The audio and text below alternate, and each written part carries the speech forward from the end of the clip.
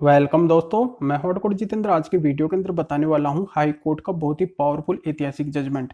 तो इस जजमेंट की आपको बिल्कुल आवश्यकता थी, इसलिए ये जजमेंट मैं आपके लिए लेके आया हूं। क्योंकि बहुत से मामले ऐसे ही आते हैं पति पक्ष के कि उनकी पत्नी क्या करती है कि उनको बिना वजह छोड़कर मायके में जाके बैठ जाती है। यहाँ पे बार बार उसको बुलाने के बाद में भी वो नहीं आ पाती है। यहाँ पे समाज के थ्रू अगर वो समझाइश भी करते हैं तो भी वो नहीं आती है, या फिर सेक्शन 9 का केस भी कर देते हैं तो भी वो नहीं आती है।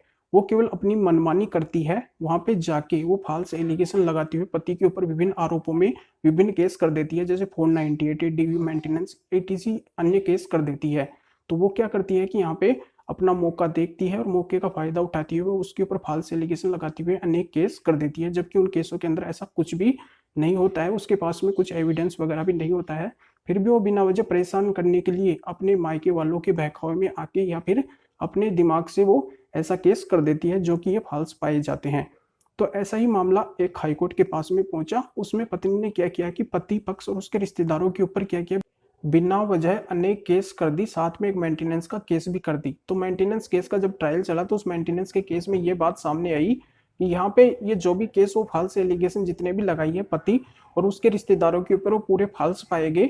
और यहाँ पे अगर उसने मेंटेनेंस किया है बिना वजह, जबकि पति उसको लाने की काफी कोशिश किया है, उसको बार बार लाने की कोशिश किया है, फिर भी वो नहीं आई है, वो अपने मायके वालों के बहकाव में है या फिर अपने दिमाग से वो जो भी कार्य कर रही है, तो यहाँ पे वो गलत कर रही है क्योंकि उसको बार बार लाने की कोशिश की गई है। तो यहाँ पे यही स्पष्ट होता है कि पत्नी अगर बिना वजह अपने मायके में जाके रहती है और यहाँ पे पति की कोई गलती नहीं है, तो मेंटेनेंस लेने की हकदार बिल्कुल भी नहीं है।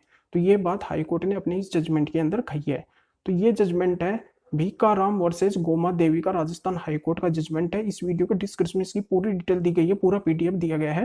तो वहां से आप इसको अच्छी तरह से रीड करके, और अगर आपका भी ऐसा ही केस बनता है तो बिल्कुल आप इस जजमेंट को यूज कर सकते हैं, अपने केस में फायदा उठा सकते हैं। तो पूरी जानकारी आपके समझ में आ गई होगी। तो वीडियो को लाइक करके शेयर जरूर कर दीजिए और लोगों को भी इस जानकारी का पता चल सके। और मेरे से अगर बात करना चाहते हैं, कोई भी लीगल प्रॉब्लम है, तो इस वीडियो को डिस्क्रिप्शन में नंबर दिया गया है, अपॉइंटमेंट लेकर मेरे से बात कर सकते हैं। और अभी भी आप हमारे इस चैनल को सब्सक्राइब नहीं किए हैं तो सब्सक्राइब भी कीजिए, बेल आइकन दबाइए। तो फिर आगे मिलेंगे आपसे नए वीडियो नए टॉपिक के साथ में। आप सभी का बहुत बहुत धन्यवाद।